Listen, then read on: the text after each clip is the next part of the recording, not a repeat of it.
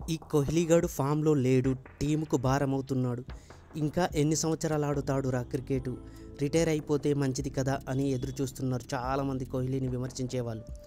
కానీ మావాడు ఎప్పటికైనా ఫామ్లోకి తిరిగి రాలేకపోతాడా, వాళ్ళందరి నోళ్ళు మూయించలేకపోతాడా అని ఎదురు చూస్తున్నారు కోహ్లీ ఫ్యాన్స్. అయితే అలా ఎదురు చూసే ఫ్యాన్స్ అందరికీ ఒక శుభవార్త అని చెప్పవచ్చు ఈ న్యూస్.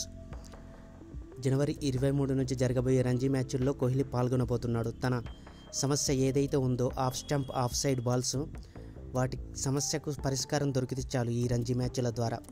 ఇక ఒక్కసారి కోహ్లీ తిరిగి ఫామ్లోకి వచ్చాడు అంటే ఒక 10 సెంచరీలు 2023లో గుర్తుంది కదా, అలా చేసి పాడేస్తాడు. అయితే ఇక్కడ ఒక ట్విస్ట్ ఏంటంటే ఇంగ్లాండ్తో 3 వన్డేలు ఉన్నాయి, ఆ తర్వాత దుబాయ్లో ఛాంపియన్స్ ట్రోఫీ ఉంది, ఆ తర్వాత వెంటనే ఐపీఎల్ ఉంది. ఈ జనవరి 23 నుంచి జరిగే రంజీ మ్యాచ్లు 1 లేదా 2 ఇంగ్లాండ్తో వన్డేలకు రెస్ట్ తీసుకుంటే 3-4 అంటే కొన్ని రంజీ మ్యాచ్లు మాత్రమే ఆడగలుగుతాడు.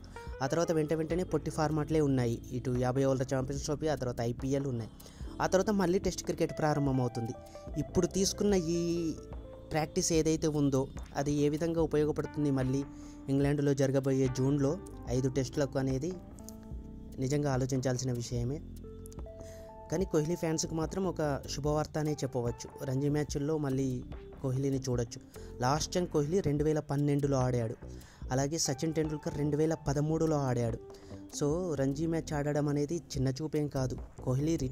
సచిన్ టెండూల్కర్ రిటైర్ అయ్యే సంవత్సరం ముందు కూడా రంజీల్లో ఆడాడు. రిటైర్ అయిన తర్వాత కూడా 43 సంవత్సరాల వయసులో ఇప్పుడు అండర్సన్ ఆడుతున్నాడు. ఇంగ్లాండ్ ప్లేయరు రంజీలు ఆడుతున్నాడు, అంటే వాళ్ళ డొమెస్టిక్ క్రికెట్లో పాల్గొంటున్నాడు. అండ్ అలాగే కోహ్లీ ఎందుకు రిటైర్ అవ్వట్లేదు, బీసీసీఐ ఎందుకు పక్కన పెట్టట్లేదు ఫామ్లో లేకున్నా అని చాలామంది అడుగుతున్నారు కదా. వాళ్ళందరూ ఈ రంజీ మ్యాచ్ని చూడండి.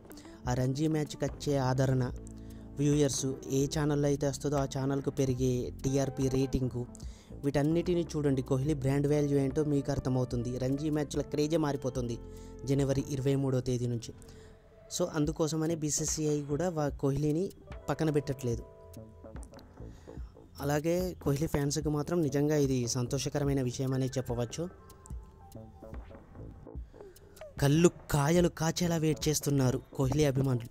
ఒక్కసారి వన్డేలో కాదు టెస్టుల్లో పీక్స్లోకి వస్తే కోహ్లీ ఒక్కసారి టెస్ట్ క్రికెట్ను శాసిస్తే చూడాలని అనుకుంటున్నారు. 2016లో 15లో 14లో ఎలా అయితే చేశాడో అలా నిజంగా వాళ్ళ కోరికలు నిజం కావాలి.